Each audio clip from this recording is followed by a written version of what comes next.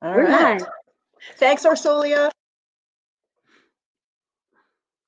So Orsolia, I'm assuming you're still listening. So we were planning on just saying to our audience that we will have you email out the handout again.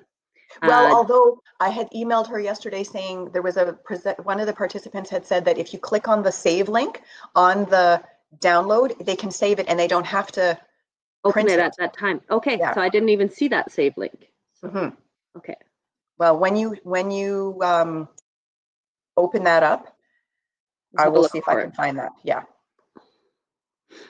Hello, welcome back. Good morning. Is it pronounced Aaron? We were wondering that. We were chatting about it yesterday, actually. We're like, we don't want to screw it up. Morning, morning. Oh, this is great. Good morning. Arun. There is a preponderance of men. Oh, thank you. Thank you for that. I was right. I said it right. You said it right. I thought it was, I was guessing that it was maybe a bit like our Carissa, who gets called Charissa all the time because her dad figured that was how Carissa was spelled. Well, it is actually. It is. Yeah. But I think he picked the wrong pronunciation. I don't know. Hello from Quebec. Bonjour.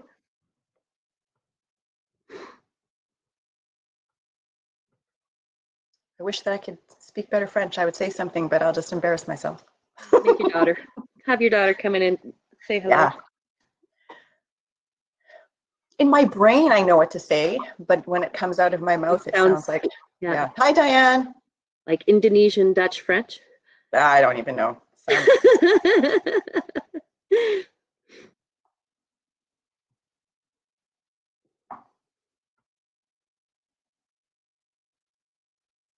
Oh. This is great. I recognize some of the names, so that means we didn't fully alienate everybody. We did something intentionally, right?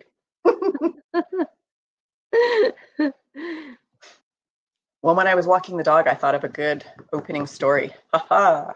Oh, good. Never let me walk the dog.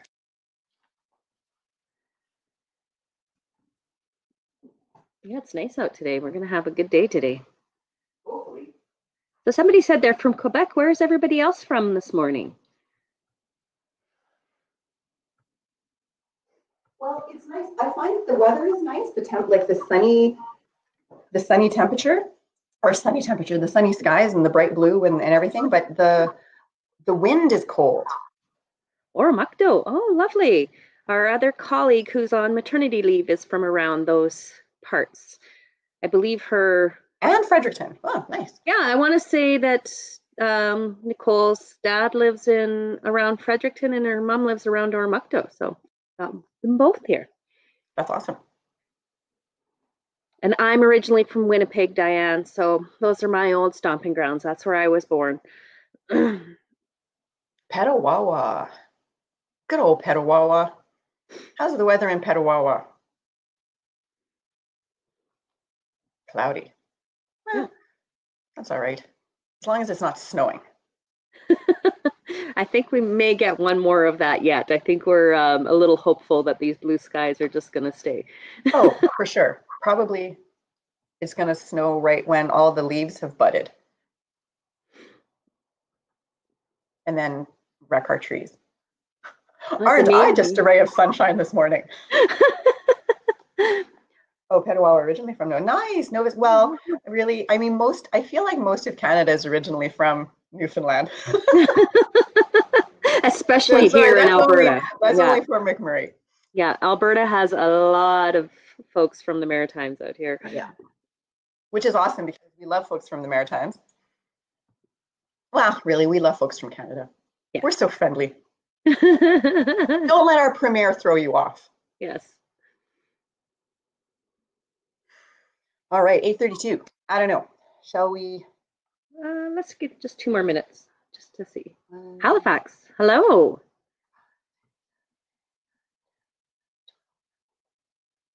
Oh, that's a pretty name too. The only downside with my story is that there needs to be singing. Dear. Kingston. Oh, Kingston is so pretty. I love Kingston. Yes, it's beautiful there. I need to send someone a join link. Okay. Excellent. More joiners. I miss Kingston. Oh. I could definitely live there. It's really beautiful. Mm-hmm. And some good restaurants you guys have. I was out visiting a friend that lives there and got to and I'm a real foodie, so really enjoyed the food in your town.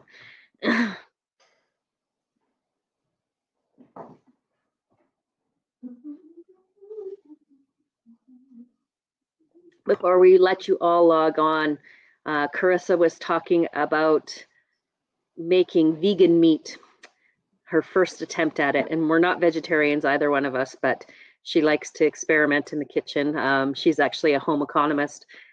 So that's her background, is playing with food in the kitchen. And she said it was very interesting. Oh, vegan rocks. Okay. Yes, creating her. I made a large grain. Yeah, brain food. That's what it looks like. But hopefully it'll taste like chicken later. I think that's hilarious. So you're making vegan meat and you can make it taste like anything. But I mean, if a person says, yeah, so I had rattlesnake. Oh, what did it taste like? Chicken. Oh yeah, I had alligator. What did it taste like? Chicken. I'm making vegan meat. I hope it tastes like chicken. All right, Carissa, shall we get started then? Let's start. Okay. Animal products cause all the sicknesses and pandemics. Oh, well, right now, certainly seems that way. Cook your meat well. Yeah, exactly. Don't go to the raw food or raw meat markets. Okay, well, welcome back to everybody who is returning, and a warm welcome to those of you who are joining us for the first time today. We're really happy that you've chosen to tune in to our talk, because Heather and I are very excited about talking about that most underutilized of skills, listening. It's something that we probably all take for granted. And when it doesn't happen, when we don't feel like we've been listened to, or we've not listened well, sometimes really bad things can happen. So when I was thinking about that, it's kind of like when you're listening to a song and you can't understand the words on the radio. And it almost doesn't matter how many times, because, okay, so the song that I was singing was, and here's what I think it said: I don't do shit for you. And that's not what he's saying. But it wasn't until someone said, yeah, you're singing that wrong, which of course is usually what happens. And it's been wishing for you. So if you're not hearing the right words, sometimes it doesn't matter how hard you try to listen. You just really need to get a little bit more clarification. We're going to talk about that later on. So sorry for the bad singing. I won't sing anymore. My name is Carissa McKay. I'm not a singer. I am one of the health promotion specialists in Edmonton, and with me is my friend and coworker. Hi, I'm Heather Gurrow Miller. I'm one of the other health promotion specialists in Edmonton. So Carissa and I love facilitating together.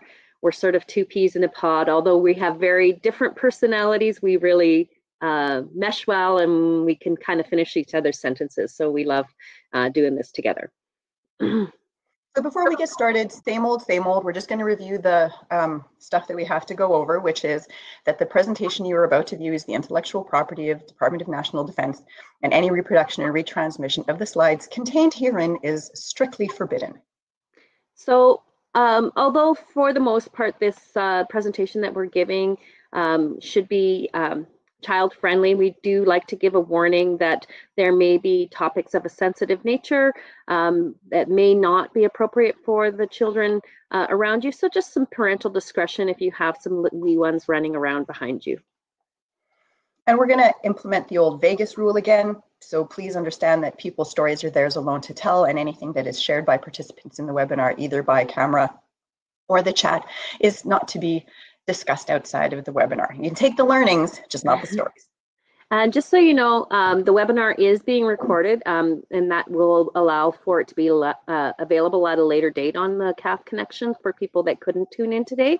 But knowing that, we aren't going to be using the microphone or the video for all of you, so you won't be seen. But if you prefer not to chat because it's being recorded, that is your preference, that's fine with us. Although we really do encourage you to join in and chat a little bit with us, because it makes it a lot more fun for us and for all of you. So we want to ask you again, just as Anthony, the webinar should be around 45 to 60 minutes, depending on how chatty Carissa and I get, but we promise that at 60 minutes we will be done, okay? Ooh, that might be a bad promise to make. So as we did last week, we're just asking you guys to tell us where, how you're affiliated with D&D. So if you look up at the top right-hand side of your screen, you're going to see chat, polls, and handouts. So just click on the polls, and I will put up that first poll that asks you how you're affiliated with us, and just have you fill that in for us. Wonderful. Just gives us a sense of who is logging in and if we are making those connections that we are hoping to make in doing these webinars, because it's definitely been a challenge without DWAN access to be able to get this information to the people that we want to get it to. So thank you for letting us know where you're from. It's very exciting to see a nice distribution of at least one from every part of our organization. Oh, and MFRC. Sorry, Melissa. Thanks. Yes.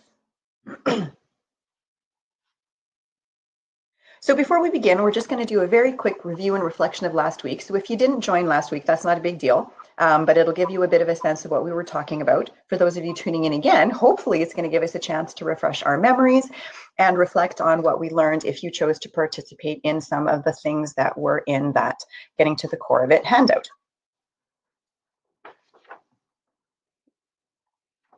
So for those of you that tuned in last week, this was part of the handout that we gave out. Now, whether you chose to download it or not, or whether you were actually tuning in last week or not, we still like you to just think about the statements that are here and how you might finish one or two of those.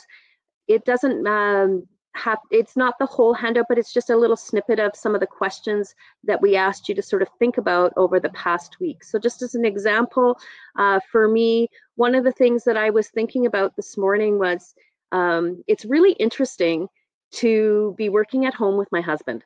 And I'm sure Carissa can speak to that too. Her husband is a lawyer, and you know, she sees him as her husband and her daughter's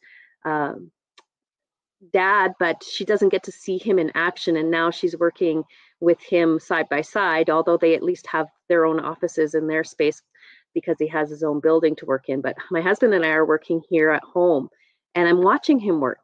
And it's really been a sense of appreciation for how good my husband is at his job, and watching him kind of do his thing, and it's sort of neat. So I'm really showing that appreciation of being able to witness another part of my husband that I don't get to see on a regular basis. So if there's anything that anybody else feels comfortable sharing, we would certainly encourage you to do that in the chat.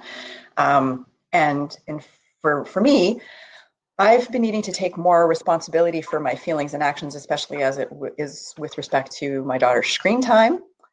Because that's just kind of all that there is, it seems, these days. Even though there's a ton of things that she could be doing, it's just sort of the go-to. And so I have to be very cognizant of how I choose to frame my statements. And so I have to couch the concerns within not the feelings of, oh, get off the screen, which is what I want to do. So that's helping me to be more aware. And that was what we were talking about last week, was that awareness. What's going on, right?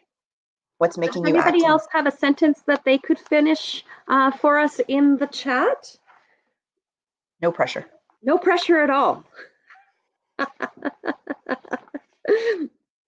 It's okay. You're shy. It's Friday. It's like we're at the end of week 7. I think a lot of people are starting to feel a little bit like, so exactly. We get it. Yeah, I've really found that I haven't been watching a whole lot of television, because by the end of the day, I'm just so sick of screens from having to do everything virtually that I'm just not doing it. Oh, I'm grateful for my family. Oh, thank you, Melissa. That's awesome. Yes, which is tough to do when you're stuck with them all day, right? You can get a real sense of, oh God, I really need a vacation from this person.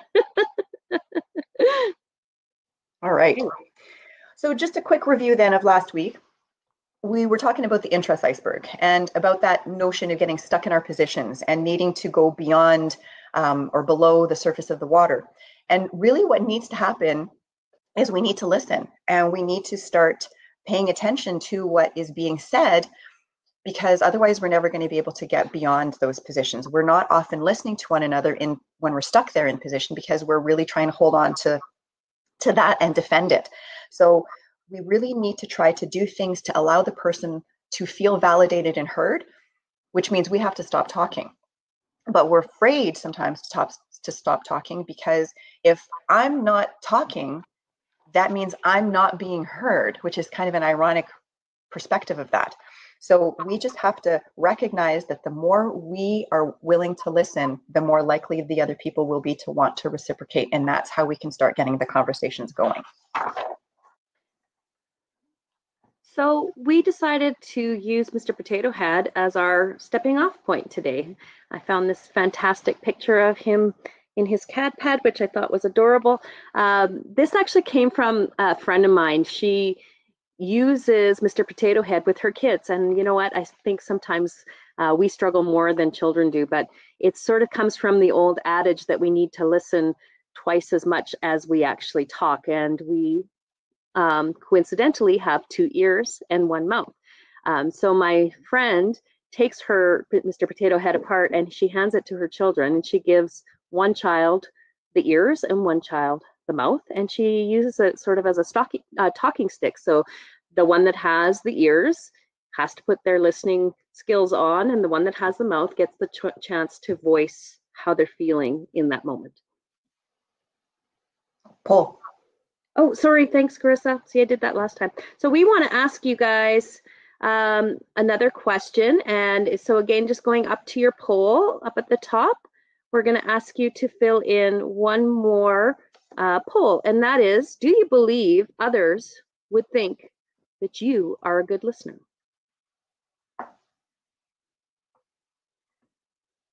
So I know my answer is probably the depends on who I'm talking to. So I tend to be a very good listener with people outside of my home, but I can be a very poor listener to my husband at times. My husband's a very analytical personality, and so he likes to go around things more than once in his mind. And so I can get to a point where I sort of switch off, but then there are other times where that sort of bleeds in and I'm switching off all the time. So I need to be a little bit cognizant of actually paying attention to what's being said, because there are times where he says, are you actually listening to me? And the honest answer would be no. So I see that a lot of other people probably feel the same way as I do. Well, it's good. It's good that there's people who are thinking that they are good listeners. So I think that that speaks to, you know, the variety of skills that we have. And it may have something to do perhaps with the next slide, which is that for some of us, so maybe not you good listeners out there, but certainly for those of us who are more like me, we tend, especially in conflict, to be all mouth. I know that there's people, my husband is the opposite. When we're in conflict, his mouth just disappears. He stops talking and I have no idea what's going on. So that's another strategy that people sometimes use in conflict, and that's not helpful necessarily either. But for those of us who tend to go all mouth, that's because I think that we're often, like I had mentioned earlier, worried that we're not going to be able to get our position across. And so we just think that if we can talk loud enough or long enough, angrily enough, persuasively enough, that by the sheer volume and weight of the words that we're going to be able to convince the people to come on over to our side. But we have to remember that in conflict, we're not in a debating situation. We're not at debate club. And we shouldn't be looking at conflict as something that requires a win. It needs a resolution, which isn't necessarily the same thing. So we have to be talking for very specific reasons. So yeah, we have to use our mouths, but it's not just for more airtime. It's not to be able to hone our message or our argument more. And the only way that that's going to happen is if we decide to come to the party dressed a little bit more like this. So all ears. And, it's not just about actually stopping talking, but it's actually about listening to the words that are being said to you. And when we do that, we really have to put our position, coming back to that iceberg, our position on the shelf for the moment. Because if all we're thinking about is what our position is in this argument, then we're never going to be truly open to hearing what the other person says. So we really want to just be thinking about the words that they're saying and making sure that we're actually understanding what is being said. So this is our opportunity to start to use some of those active listening skills to make sure we're getting to their interests and their needs that are underneath that position that is there. But do we really listen? Is this how we go through life? Do we look for opportunities to really have to really just stop talking and listen? Is that what we try to do? Seize those opportunities? Wise people do. Kate Murphy, who wrote a book about listening, said that listening provides opportunities to engage, understand, empathize, cooperate, and develop as human beings. In writing her book, she interviewed people from Boston to Beijing. She talked to CIA agents, focus group moderators, radio producer, priests, bartenders, and furniture salesmen. And what they all said was that the key to learning about others is listening. But there are subtle things that we have to be aware of. There's nuances that we need to recognize that help us to be good listeners, and pitfalls that we have to avoid. So we're going to ask you to share with us, if you're willing, what do you think is going on with somebody, or how do you think someone behaves that makes you believe that they're not listening to you? So is there behavior or things that they do or things that they say that indicate to you that they're not truly listening? Hopefully we get some. Not looking at me, yes. So that whole body language piece is such a big key. Rolling their eyes. Well, they might be, they're interpreting, right? They're interpreting it by their position when they're rolling their eyes. Predetermined position, absolutely. Or their answers don't make sense because clearly they weren't listening. Do things around, okay. Yeah. Or ... Arms crossed, yes. So we're really stuck in our positions, right? Mm-hmm. Yeah, so thinking about yourself, I know for me, it's yes. So it's that multitasking. And sometimes it's sort of not our fault either. Maybe the person that we're having that communication with has chosen a time that isn't appropriate for us to actually be able to give them our full attention. So if you have children at home, can you truly listen, especially in a conflict type of situation, if there are other ears around, or if the children are being distracting, they're being loud and playing and doing what kids do? That's going to make it much more challenging. Or are there other people around? Maybe you're doing that out in public, which isn't as big a deal right now because you're probably not doing that as much right now. But thinking about that multitasking piece of, the TV is on, you're on your computer, you're on your phone, and you think that the other person is going to be listening when those things are going on. Okay, maybe the person doesn't know what I'm talking about or the history, so it does not make sense to that person. Okay, so there's a good way to sort of get underneath those pieces, which is what we really wanted to be able to communicate today, is making sure that people understand what's being said and what are the needs and wants that are underneath the position, because that becomes a really amazing way to know somebody on a much deeper level. And sometimes we make assumptions. We make assumptions that the people that we're talking to are fully aware of where we're coming from, right? So we're assuming that they do understand that background. So sometimes it is fully on us. Yeah, absolutely. So we as listeners have to be aware. We have to beware. We have to be aware of a lot of things. We need to be aware of our body language. So if we feel that we're looking like these people, kind of giving them the say what now, or okay, stop talking, like I can't. This is, I mean, if someone's got their hand here and they're going like, maybe we need to say, okay, perhaps now is not the time, or you're not ready to hear this, and we need to be aware of that as well. But as listeners, we have a responsibility to make sure that our facial expressions and body language match, so that we can provide that encouragement to the speaker to continue and to feel like they do have our full attention and engagement, and that we are present with them in that moment. The problem is that we've never really been taught how to listen. So we've got a little video that we're going to watch. Hopefully it's going to work. It worked in practice, so it should be good. So it is a little bit on the quiet side, everyone. We've tried to work out getting it a little louder, but we haven't been able to get it there. So you may want to crank up the sound on your computer if possible. But it is hearable. It's just not as loud as we are, but maybe that's just because we're used to our voices. Is one of the most important, being a good listener is one of the most important and enchanting life skills anyone can have. Yet few of us know how to do it, not because we're evil, but because no one has taught us how. And, a related point, no one has listened to us. So we come to social life greedy to speak rather than listen, hungry to meet others, but reluctant to hear them. Friendship degenerates into a socialized egoism. Like most things, it's about education. Our civilization is full of great books on how to speak. Cicero's Orator and Aristotle's Rhetoric were two of the greatest in the ancient world. But sadly, no one has ever written a book called The Listener. There are a range of things that the good listener is doing that makes it so nice to spend time in their company. Firstly, they egg us on. It's hard to know our own minds. Often we're in the vicinity of something, but we don't quite close in on what's really bothering or exciting us. We hugely benefit from encouragement to elaborate, to go into greater detail, to push just a little further. We need someone who, rather than launch forth on their own, will simply say those two magic words, "Go on." You mention a sibling, and they want to know a bit more. What was the relationship like in childhood? How's it changed over time? They're curious where our concerns and excitements come from. They ask things like, why did that particularly bother you? Why was that such a big thing for you? They keep our histories in mind. They might refer back to something we said before, and we feel they're building up a deeper base of engagement. Secondly, the good listener urges clarification. It's fatally easy to say vague things. We simply mention that something is lovely or terrible, nice or annoying, but we don't really explore why we feel this way.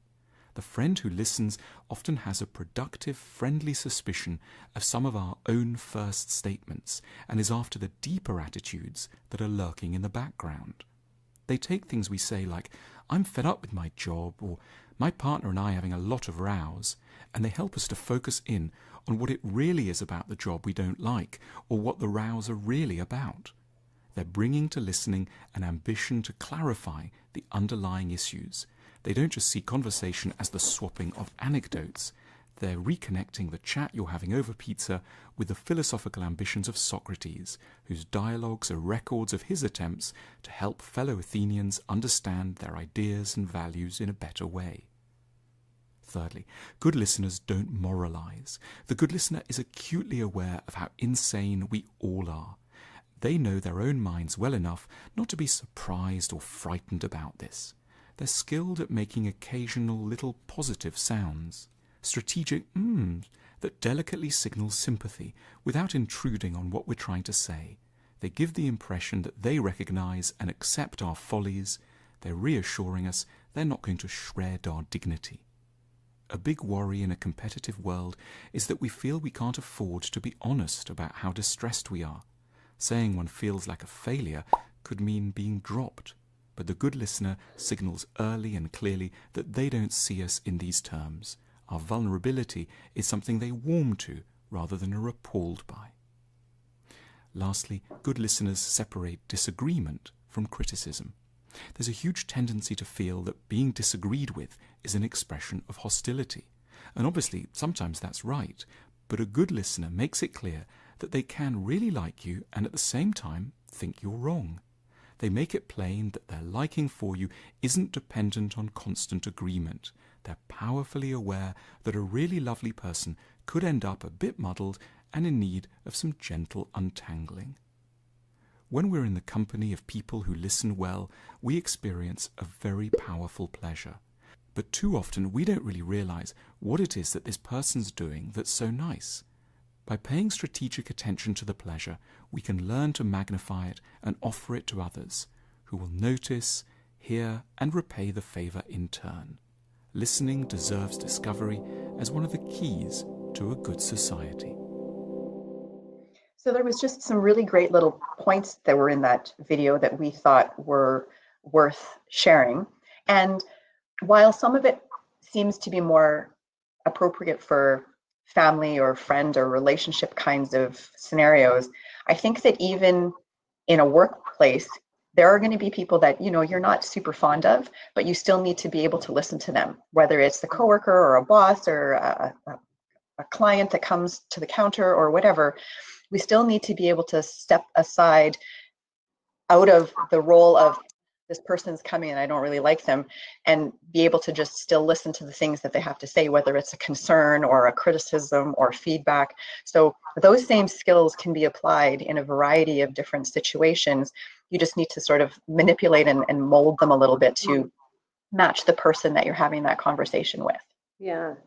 I liked a few of the things that they talked about on there. You know, when they talked about the egging on, I thought that was kind of a neat phrase, because we often think of egging somebody on as being sort of maybe a negative thing, but they were really talking about that encouragement to talk.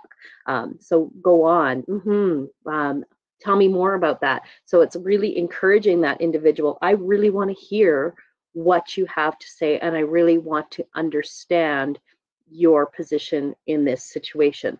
The other thing that I really liked was them talking about the urge clarification. So it's really looking for those deeper pieces. When I don't understand, or I'm not sure what the person is saying to me when they're talking to me, I want to ask those questions that are going to help me get to the root of that. So tell me more about that. Why do you feel the way that you do? What is the motivation here for you to want this in your life? So we're asking those questions because not only are we wanting to find out, but they may not even recognize that that's what's going on for them. And so when we're having that conversation, they're sort of digging a little bit deeper for themselves and saying, why am I sitting in this position as well? So I really liked that one. The other one that I really liked was the don't moralize. So it's that whole piece of not feeling like we can be honest with somebody. As soon as we feel judged, then we're not going to want to share honestly with someone else. So it's really important that we are trying to put that judgment on the shelf. Truthfully, we are all guilty of judgment. I think it's just human nature to do so. But I think what is really important when we're listening to somebody is to question that.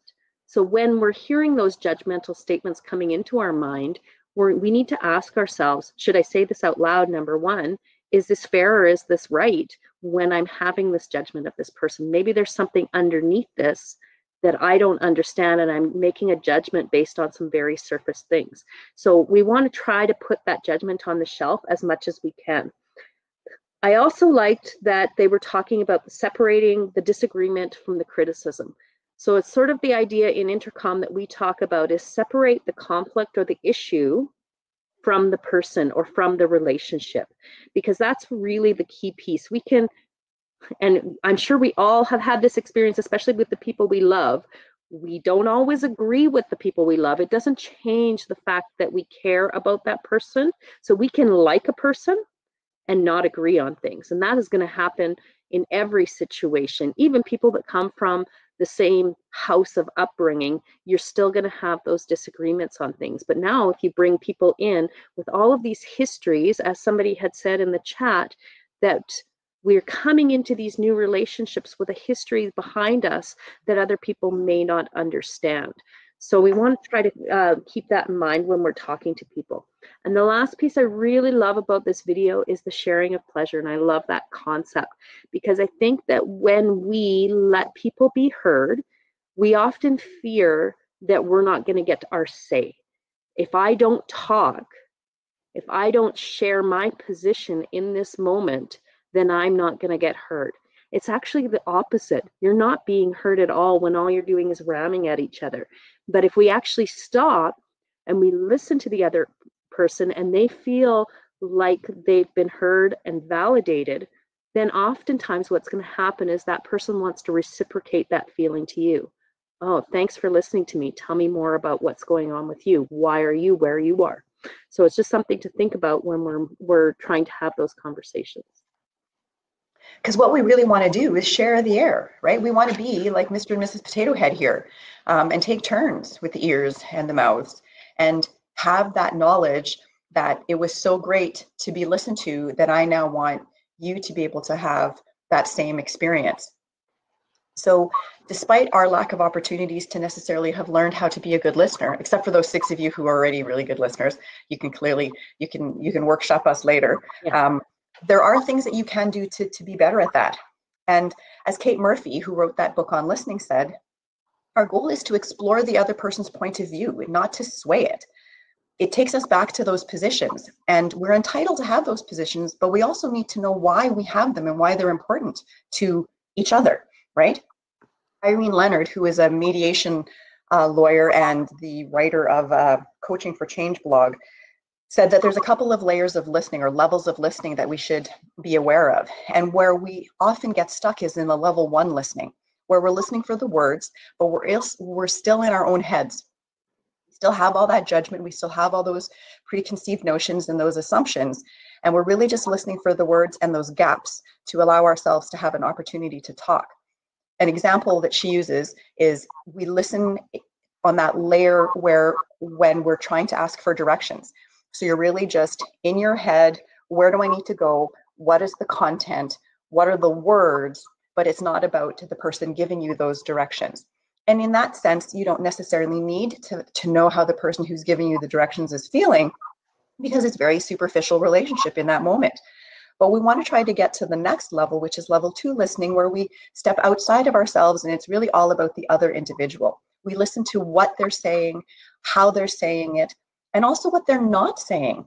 We kind of try to read between the lines, as it were, and recognize that there may be some gaps that are residual to that 20-ton shield that they're carrying or that armor that they've put on. And we need to encourage them to say, yeah, it's okay. I'm okay hearing what you have to tell me. So please go ahead and share that information with me, and I'm not going to do anything to hurt you with it. So that's, I mean, again, more family relationship oriented, but certainly we walk into our boss's office often with a 20-ton shield because we're afraid of the response that we may get. And while that's going to be different from a civilian versus a military type of an environment, we still have to kind of come to that resignation, I guess, that there are some things that we're going to change and some things that we're not, but we still have to try to be able to listen authentically so that the person doesn't feel that they have to be hiding behind that shield all the time. So be curious and listen, really listen for the answers, because then you're no longer planning what you're going to say next. You're really focused on actually hearing what that person has to share with you. We love this quote from the Dalai Lama. When you talk, you're only repeating what you already know. And I think that's so true. When we listen, we're going to find out something new, even about the people we have the deepest connections with, even with the people that we have the most intimate relationships with. We're going to find out something new, a new layer about that person that we didn't understand. And we only know what it is we perceive to know, because we can be totally wrong. We say, oh, we already know that, but we know it based on our filter in the first place. So we really want a chance to get to know that person on a whole new level. And so again, just as Carissa's saying, we want you guys to be curious. We want you to ask good questions. We want you to clarify. We want you to try to not judge the situation. So we wanted to give you a bit of an example of how that might sound in a simple, small conflict that might be going on in a house. So I'm just going to come back to a situation that Carissa had brought up last week, and that was about spending too much money at the grocery store. And I'm going to ask Carissa about that. Why did you spend so much money at the grocery store? What do you mean? I mean, you didn't follow the grocery list. Yeah, I did. I mean, I did stock up on a few things that were on sale, but why are you so worried about how much I spent? Well, we're supposed to be on a budget. Okay, but it was groceries. Why are you concerned about the budget when it comes to groceries? It's the stuff that we're eating. It's what we need to live. It's not just the groceries. Why are you concerned about the budget? Or it's the amount of money that we're spending in general. I don't like to see us spend that much money right now. I didn't realize you were so worried about us spending money. Well, yeah. That, and we don't know how long this COVID thing is going to last. I took a look at our investments yesterday, and they've really tanked. And that means that the kids' RESPs, they aren't doing well. So how are we going to pay for them to go to school? How are we going to recoup all of this money so that at some point we can have the retirement that we expected to have? Sounds like you've been thinking a lot about this. Well, it's kind of driving me crazy, to be honest with you. I just need to know that right now everything's going to be okay. Mm-hmm. I mean, I just need to know that we're not going to lose our jobs and that we don't have to work until we're 90 and that the kids won't be in debt after they graduate from university. I hear what you're saying. I didn't know that you had been stressing about this so much. I just wish there was some guarantee that everything's going to be okay, you know? I understand. I do too. I'm sorry that we never had a chance to talk about this before. Thanks for telling me what's been on your mind. Thanks for listening. I'm sorry I reamed you out about the groceries. Is there a reason that you felt the need to stockpile everything?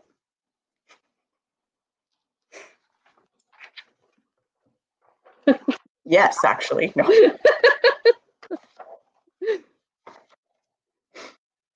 So hopefully in our not so Academy Award way, but weren't you glad that we didn't make you guys role play? See, we were thinking about you. So hopefully what was going to happen, or what you saw kind of happening, was the blue iceberg was the position that Heather had, of the concern of the amount of money spent on groceries. And had the conversation gone very defensively with the respondent saying, well, what are you talking about? It's likely that there wouldn't have been an opportunity to kind of dip below the surface and find out that the things that were really on her mind were that fear of losing their job, the need to follow the budget, and ultimately financial security. And so it was an abbreviated example, obviously, but as that pleasure was shared and that opening was provided of, hey, wow, that was really cool, and I found out some new stuff, and that package was passed over, the question was, well, why did you feel like you needed to stock up on groceries, which would have allowed, had we had more time, to really delve into the green side of the iceberg, to show that, stocking up had to do with needing to shop less often. Stocking up is something that was done, or is something that they wanted to do because they didn't have the security of having food when they were growing up, and shopping in the grocery stores now makes them nervous and depressed because of everything that's going on with all the COVID requirements. And so what would have resulted was them realizing that that shared interest that they have was security. And from there, they are able to move on. So you have to be able to, in that moment where you walk through the door and the person says, why did you spend so much money? You need to be able to choose in that moment to be curious instead. Why is this person responding or coming at me like this?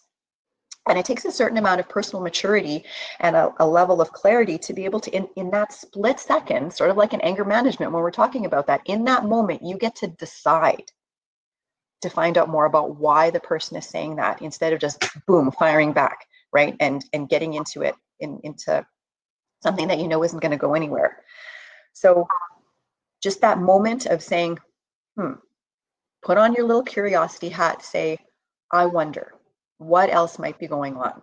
And just, it comes back to the giving the benefit of the doubt a little bit, and just stepping back and saying, tell me more about why this is how you're feeling or sounding. So we have some homework for you again this week. And again, it's not about necessarily conflict management. It's getting to know people on a deeper level. So what we've created is a document of a menu of conversation starters. So I'm going to put that up on the side, and you can download it now, or you can, oh, sorry guys, gotta find that. So if you click on the top of the handout, you're going to see that. I'm going to assume, yeah, that's not it. And then Yeah, somewhere. there we go. Perfect. And if you So if you're having trouble with that, we're happy to have Orsolia is our Wizard of Oz behind the scenes that's actually listening and watching right now. And she can email that out. She has all of your emails from when you logged in, and she's happy to send that. So if that's something that you need or you are struggling, just let us know in the chat and we'll make sure that we send those things off to you afterwards. So again, some of them are kind of fun, some of them are kind of serious, some of them are more geared towards your family, some of them towards your significant other, some are acceptable to use amongst coworkers or even with your girlfriends or guy friends or whomever it is that you may be having a virtual date with. Right now, I know a lot of my friends have been doing that. They're still connecting and having sort of video chats with each other. So it's a great way to sort of start that conversation and get things going and getting to know each other on a little bit of a deeper level. I know these things are really fun for my husband and I. Sometimes we'll do these kinds of things when we do long road trips at anywhere where we have to be in the car for a long period of time. It's a great way to pass the time, sort of a caged audience, which is kind of nice. So I hope that you'll have fun with them and recognize the value in getting to know somebody. Because when we really get to know people, there's less positions because we understand people on a deeper level. And so we have that deeper understanding of why they might be holding the position they are, and getting to those interests becomes a lot easier as we move forward. And it's also a really good opportunity just to practice listening, right? You get to find some stuff out, but because you're asking a question that the answer doesn't really matter, it's a lot easier to practice really listening and encouraging them to elaborate on their responses. So, people are never too young to learn this. So if you do have small people around, it's a really valuable skill to teach them, especially in this sort of me-centered world that we've got going on right now, to be able to have them learn at an early age the importance of listening to others and finding out what's going on is, a really valuable skill. So if you did all of that, does that mean it's happily ever after now? Well, for Mr. and Mrs. Potato Head, they have clearly seen the value of sharing that little pleasure bubble back and forth from listening, and they've both got their ears and their mouths back, but not necessarily, right? In the example that Heather and I gave, the little role play that we did, it's not that the conflict is solved, right? All that we've been able to do so far is come to a common understanding about a situation or a problem or a circumstance that we have in common, that we can now begin to move forward from that, right? The issue of having spent too much money still needs to be looked at. The issue of not knowing and uncertainty is one that we don't have the answers to. But what has happened is that we've calmed the waters. We are not tense. We are not angry. We are not fighting to hold on to a position. And we're able now to be more open with sharing our thoughts and feelings in ways that are going to allow us to resolve that conflict eventually. Maybe not right now, but it's setting up the stage so that we can move forward with a very productive conversation. So next week, we're finally going to get to the part where we're talking about what that conversation might look or sound like. And of course, there's going to be some do's and don'ts around that as well. Because what we don't want to do is have created all of these opportunities to finally be a little bit more aware of what's going on with the person, and then shut the lid on that by saying something that gets us back right to where we're creating more tension or restarting that argument. So that's what's going to be coming up if you choose to join us again next week. So we want to close with the same resources that we have each week. And again, the same ones really apply to what we're talking about today, thinking about using the Canadian Forces Members Assistance Program or the Family Information Line. If you're finding that the issues that you're having in your relationships is more than you feel that you can handle on your own, these are great resources to reach out to. it's really great to be able to talk to somebody that's objective and that isn't a part of your circle, because they're going to just listen and not have that ear for hearing their position on anything. So it's a great opportunity. So for those of you that are possibly public servants, or if you are working for CFMWS, on the handout that we created, on the back side, we've also included your employee assistance program, which would work exactly the same way as the Canadian Forces Members Assistance Program. You just call up, tell them what kind of help you would like, and they will connect you with somebody in your community, and those things are all available for free to you. It's part of the service that's provided. Okay. So we want to close with our takeaways one more time, just as we did last week.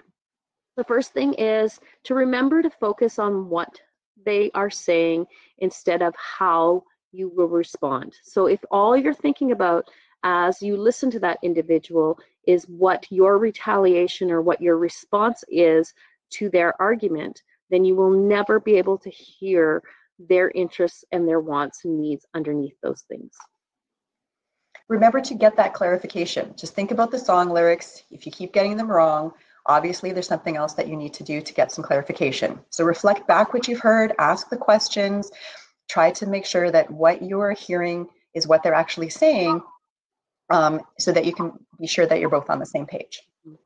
And just as with Mr. Potato Head, maybe just throw that mouth away for the time being, unless you're asking good questions or you're giving them that encouragement to share what is important to them in that moment. And while it's important to look interested, you also don't want to fake being interested. You actually want to be interested.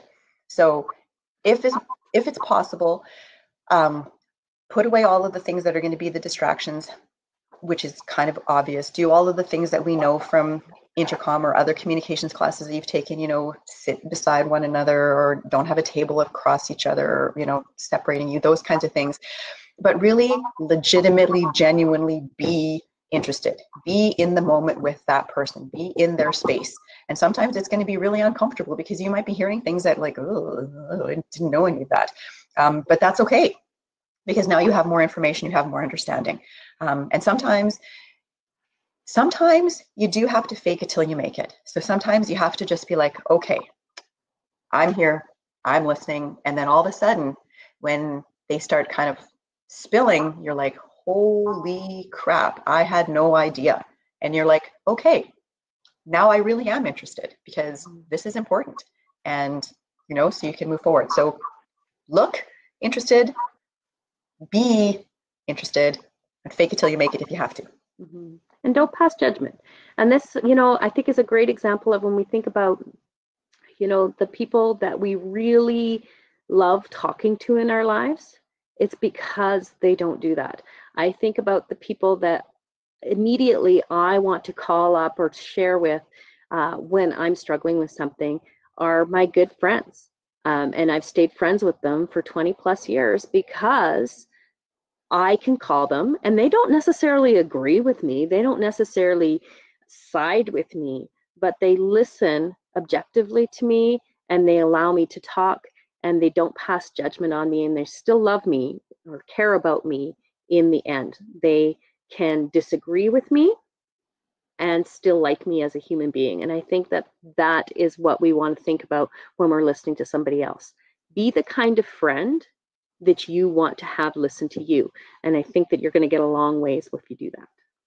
And even if you're not talking to a friend, right? If you're talking to a subordinate, if you're talking to a coworker, these are people that you are, if you're in the military, you're going to be with for, however long a posting season is, or a posting period, maybe longer, depending on where you're at. But we're never going to get along with everybody, right? We're never going to be in a situation where, oh my gosh, my troop is the most amazing. I love every single one of these people. I would, go to the mat for them all the time. Like, no, there's people like, oh, please let them be the ones that are the first over the hill. That's just life. But you still have to work with them. You still have to respect them. And at the end of the day, we're all human beings, and we want to have that reciprocated respect. And the easiest way to do that is by putting it out there first. If you put it out there first, if you show that as a coworker or a subordinate or whatever, that you're prepared to listen, you're going to suspend that judgment, then that becomes kind of how you're known. And they're like, yeah, you can go to that person because they're objective and they will listen, and they're not gonna, be a big jerk. So those skills are transferable all across the different police. See, next week is speaking, so hopefully I'll learn how to do that better next week. I can't even finish my sentence. I don't even know where I'm going to go with that. But the last point is that we can all learn how to be good listeners. They're skills that are practicable, practical, concrete, and doable. We just need to go back to point number 3, and that's close our mouths sometimes, and we can learn how to become great listeners. So thank you very much for joining us today, guys. That's what we have for you today. We will stay online in case you want to have any comments or questions for us for a couple of minutes. And we hope to see you same time next week for our Authentic Conversations webinar. So again, thanks for coming out today and joining us.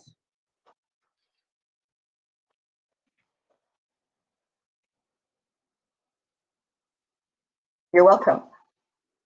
And Alana, if you don't feel comfortable asking those questions online, I know that you did get Carissa's email there earlier. Feel free to shoot those off to us if this is not a comfortable forum for you as well.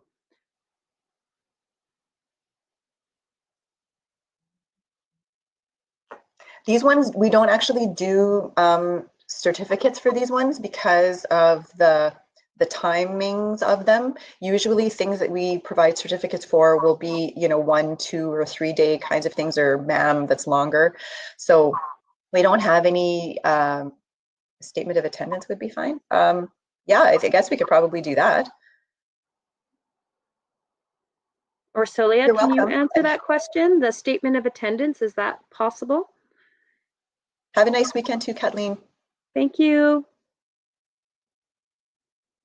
With regards to statement of attendance, Sure. It's a little bit tricky because of the privacy issues around the emails that are provided during registration and the fact that we can't actually verify anyone's identity. So let me go back to, let me discuss that further and see if there is some sort of possibility for providing something. But at this time, we haven't been able to find a solution for that, unfortunately.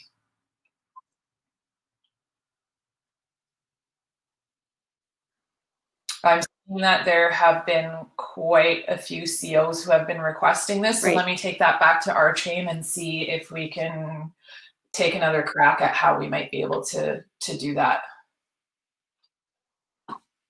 Keep your for now, keep your confirmation emails that show your registration and links. But we have information in the back end. It's just a matter of how do we use that and what are we allowed to use it for. So more on that. Right.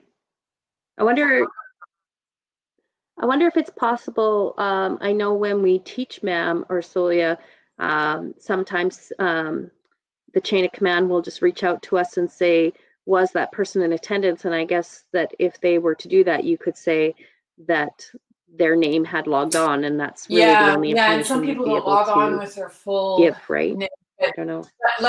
We'll brainstorm how we might be able to do this. If anyone has a suggestion, or if anyone has been given any sort of suggestion from your command team, let us know. But we'll certainly look into this because this seems to be something that's coming up more and more frequently, and we do want to be responsive to that, and we do want to be, not appreciative, but we do want to acknowledge the fact that people are participating in these and taking the time and learning things. So we'll figure out how to get around that.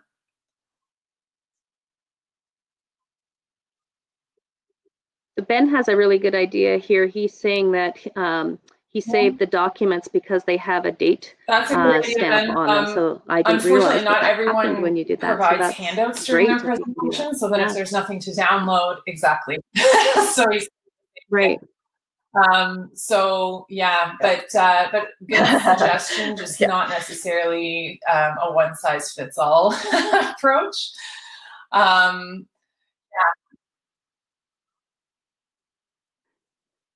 Maybe that's something we could implement, is just to have, I know when I've taken some professional development, it's right in the folder is a confirmation of attendance sheet that we basically sign off ourselves.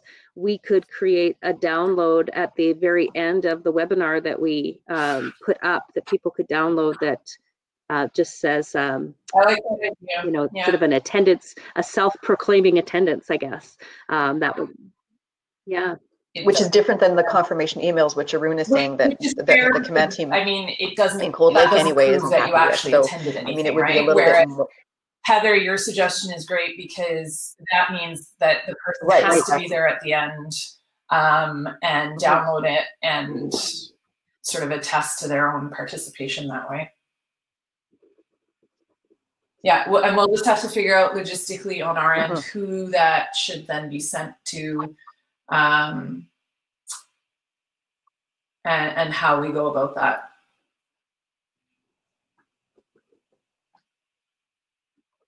Yeah.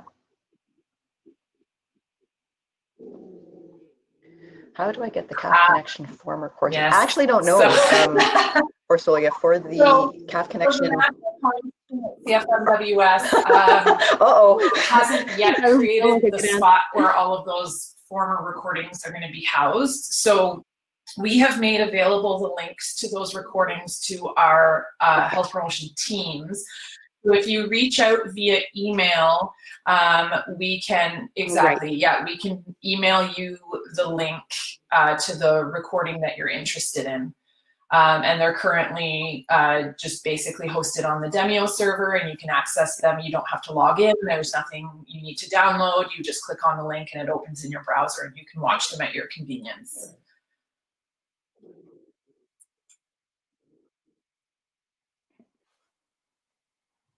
Great. Okay, excellent. Awesome. But I'm happy to send that other email, Ilana, so. Absolutely, family members can listen, Ilana. That's no problem.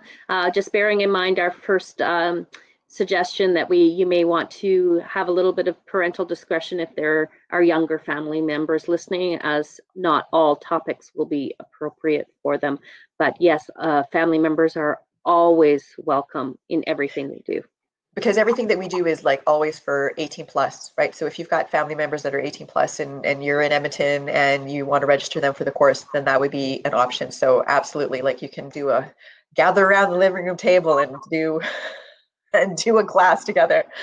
Yes, if you want them to have the link, they can join us on any of our Facebook sites to find that link, or we can you can just share the link that you had with them, because it's the same one for everybody. So you can just copy and paste that into an email for your family members in another household, and they can click on it just like anybody else does.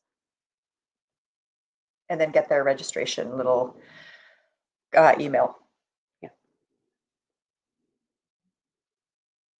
Thanks, there Cindy. You go. Awesome, Cindy. You rock. See, look at that, us working together. Yes, countries across country.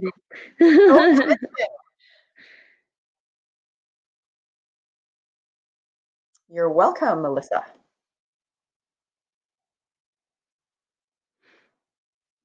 All right. Thanks, Ben. More messages?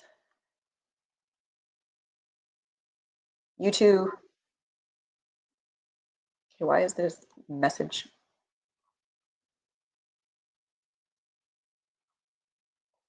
Okay, perfect. Awesome. So I'll look forward to getting your email, Ilana, and everybody else. Have an awesome weekend. Enjoy the sunshine if it's sunny where you are, and let's just hope there's no more snow and no more tragedy anywhere.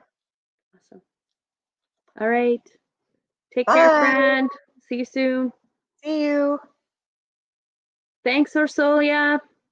Thank you, great and wonderful, powerful Oz. Thank you. Bye. Oh, how about art of speaking, being mindful of what to say and when words to use? So what is the question? So that's next week. And those are definitely going to be the topics that we cover, Arun. So yeah, that's what's going to be happening. Was there anything else? Yeah, okay, perfect. Okay, good. So we'll look forward to seeing you next week.